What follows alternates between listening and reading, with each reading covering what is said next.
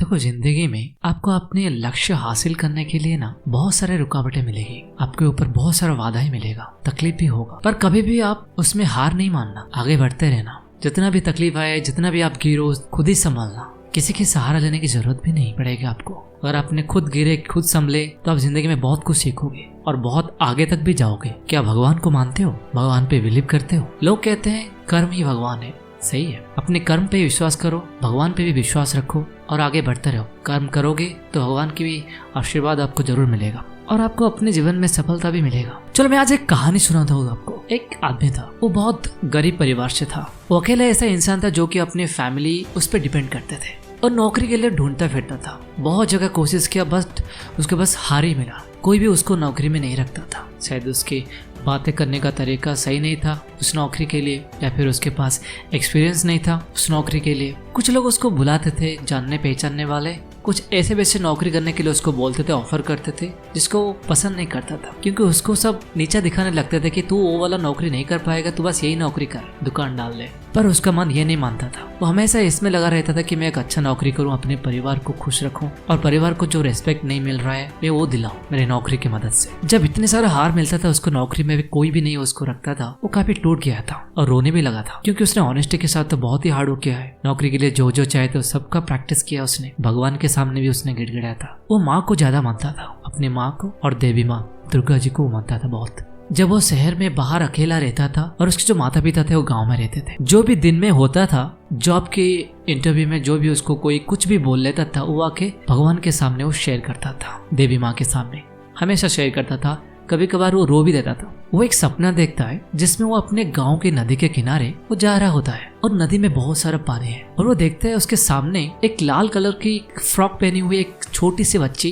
जा रही है। वो देख के उसका कुछ सवाल नहीं पूछता है। उसको लगता है कि शायद उसके कोई परिवार, कोई माता पिता यही सामने होंगे, कोई उसके परिवार वर्ग उसके सामने होंगे या आसपास होंगे, शायद वो उसी के पास जा रहा है। तो उसने कुछ सवाल नहीं किया और वो उसके पीछे पीछे जाता रहा। जब देखा वो नदी की तरफ वो लड़की चलने लगी। नदी पार होने के लिए वो नदी की तरफ अपना पैर बढ़ाया। जब वो आदमी देख रहा था कि वो छोटी सी बच्ची नदी की तरफ अपना पैर बढ़ा रही है और जिस नदी में बहुत ज्यादा पानी है, शायद वो डूब सकती है, वो कोशिश करता है बोलने की, पर उसके मुंह से कुछ भी आवाज नहीं निकल रहा है। वो लड़का भी सोच में पड़ता है कि वो कैसे नदी पार करे, क्योंकि नदी में उसकी छाती के बराबर पानी है, छाती तक पानी आता है और उस नदी के जो बहाव है वो बहुत जोर से, जाना बहुत मुश्किल है। वो डर जाता है, पर वो सामने देखता है वो लड़की नदी पार करने लगती है। जब वो देखता है कि लड़की जब जाती है, लड़की की छाती तक पानी होती है और वो आराम से जा रही है। लड़का, वो आदमी देख के वो हैरान हो जाता है कि ऐसे कैसे होता है। तो वो क्या करता है, वो लड़की के पीछे पीछे जाने लगता है। जब उसके पीछे पीछे जाने लगता है, देखता है उसके बहाव है जो कम हो जाता है और उसके जो पानी की जो हाइट छाती तक थी वो गिर के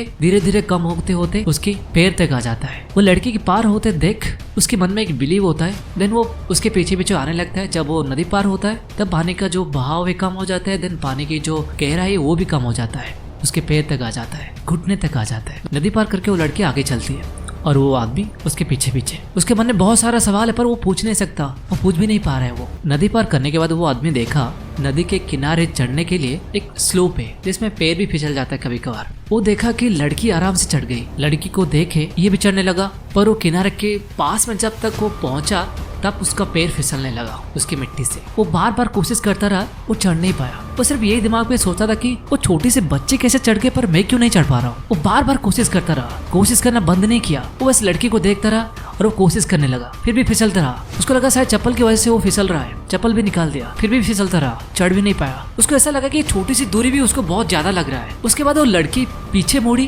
और छोटी सी एक मुस्कुराहट के साथ वो बोली, आ जाओ आ जाओ, कुछ नहीं होगा तुम्हें, आ जाओ। वो आदमी बस उसको घूर रहा था। वो लड़की ऐसे ही बोलती रही, आ जाओ, कुछ नहीं होगा, कोशिश करो, आ जाओ, मैं हूँ, तुम्हें कुछ नहीं होगा, तुम बस आगे बढ़ो। वो लड़की हाथ बढ़ाए। वो आदमी सोच रहा था कि ये छोटी से बच्चे मुझे कैसे पकड़ सकता है। वो लड़की बस ऐसे हाथ दिखाती रही, आ जाओ, हाथ पकड़ो, हो जाएगा। पर ऐसा भी नहीं कि लड़की उसको खींचने वाली थी, बस ऐसे हाथ दिखा रही थी। उसको बोल रहे थे कि तुम आ जाओ, कुछ नहीं होगा, मैं हूँ तुम्हारे साथ। उसके बाद उसके दिल में ऐसे ताकत आया कि वो चढ़ गया, गिरते गिरते वो चढ़ गया। फिर वो आदमी उसके बाद वो आदमी अपने गांव की तरफ मुड़ने लगा। वो लड़की को कुछ बिना बोले देन वो लड़की दूसरी तरफ वो जाने लगी। उसके बाद आदमी के मन में कुछ एक शंका आया कि छोटे से बच्चे कौन है, इतने प्यारे से बच्चे कौन है। जब वो मुड़ के देखा तो वो लड़के भी मुड़ी। एक छोटी सी मुस्कुराहट उसके फेस में आई और उसकी मुस्कुराहट में ना एक इतना ब्राइटनेस आया, इतना एक रोशनी आया, वो आदमी के आंखों में आंसू आ गया और लड़की ने अपना हाथ ऊपर कर दिया, ऐसे मानो कि वो छोटी सी बच्ची वो आदमी को आशीर्वाद दे रही है हंस के। उसके बाद वो आदमी रोने लगा और उसका सपना टूट गया। वो समझ गया था कि मैं कल शाम को जो